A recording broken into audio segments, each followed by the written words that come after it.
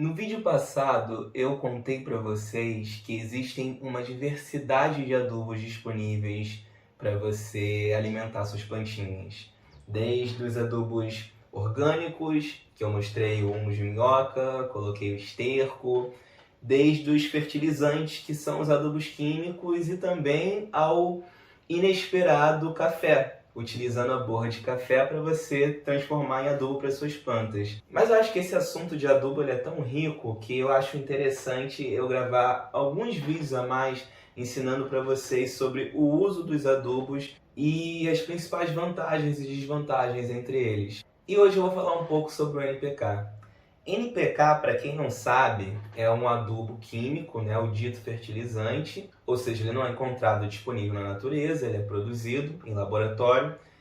E o NPK ele é uma sigla para nitrogênio, fósforo e potássio, que são 3 dos 6 macronutrientes absorvidos pelas plantas. Macronutrientes são os nutrientes absorvidos em maior quantidade. Os outros 3, só a nível de curiosidade, são o cálcio, o magnésio e o enxofre. E o NPK ele é muito facilmente encontrado em casas de plantas e em hortos no geral.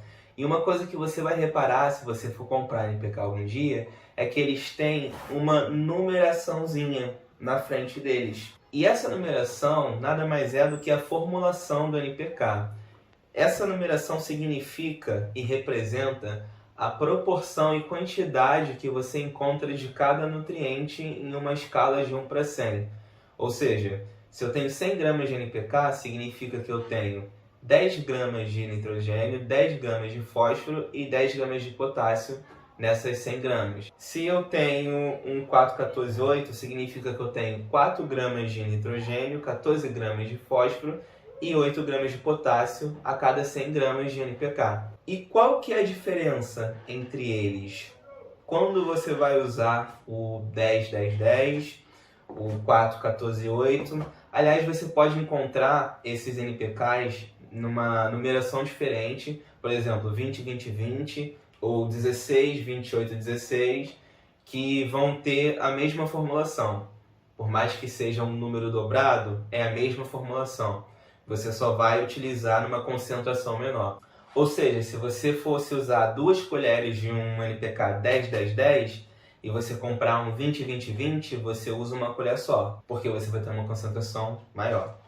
Agora, quando eu vou usar o 4-14-8 e quando eu vou usar o 10-10-10? Existe uma diversidade de adubos disponíveis. Eu sempre digo isso. Existe uma diversidade de adubos disponíveis, mas quando se trata de adubação, só existem 2 tipos. A adubação de cobertura e a adubação de plantio. E é justamente o tipo de adubação que vai determinar quando você vai usar um e quando você vai usar o outro. Quando a gente vai fazer o plantio, vocês já devem ter ouvido falar que recomenda-se muito utilizar matéria orgânica. Ah, vai plantar, taca matéria orgânica. Matéria orgânica é necessária para o desenvolvimento da planta. E isso está certíssimo, é exatamente isso. Porém, a matéria orgânica ela é muito mais rica, dentre todos os nutrientes, ela é muito mais rica no nitrogênio do que no fósforo e no potássio.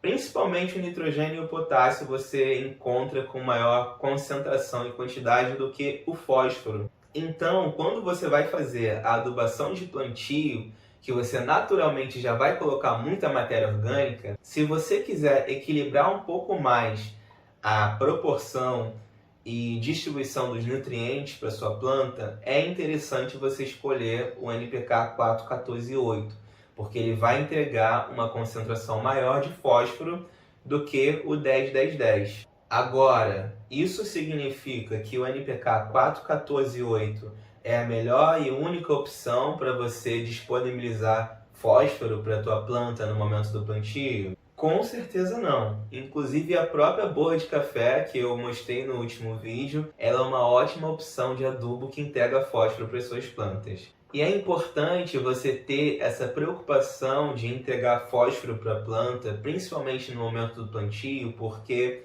o fósforo ele é um nutriente que vai ser utilizado para a formação de ATP.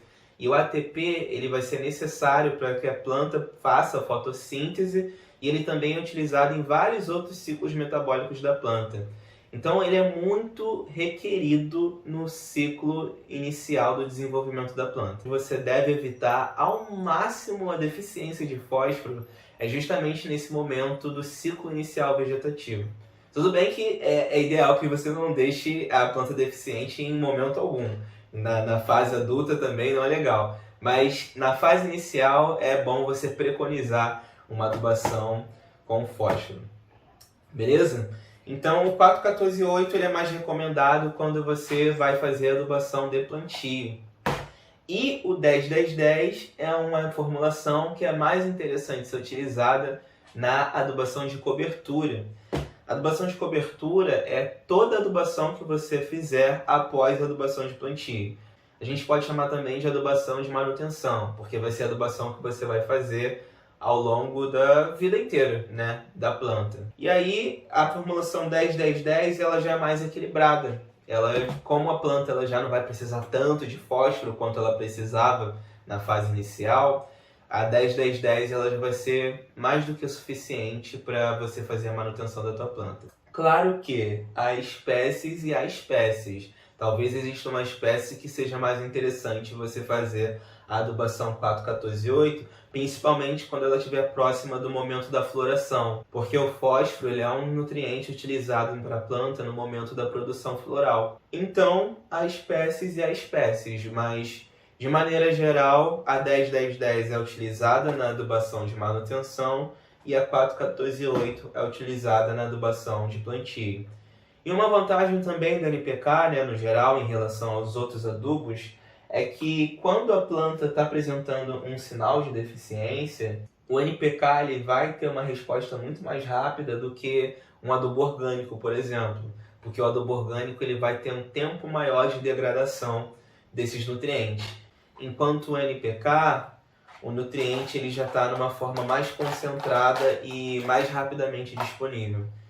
Então, se a tua planta está muito deficiente, você jogou NPK, você vai observar que ela vai se recuperar muito mais rápido do que ela se recuperaria se você só colocasse um adubo orgânico, um humus de minhoca ou um esterco. Mas, mais uma vez, o NPK ele não é obrigatório, existem outras opções de adubo.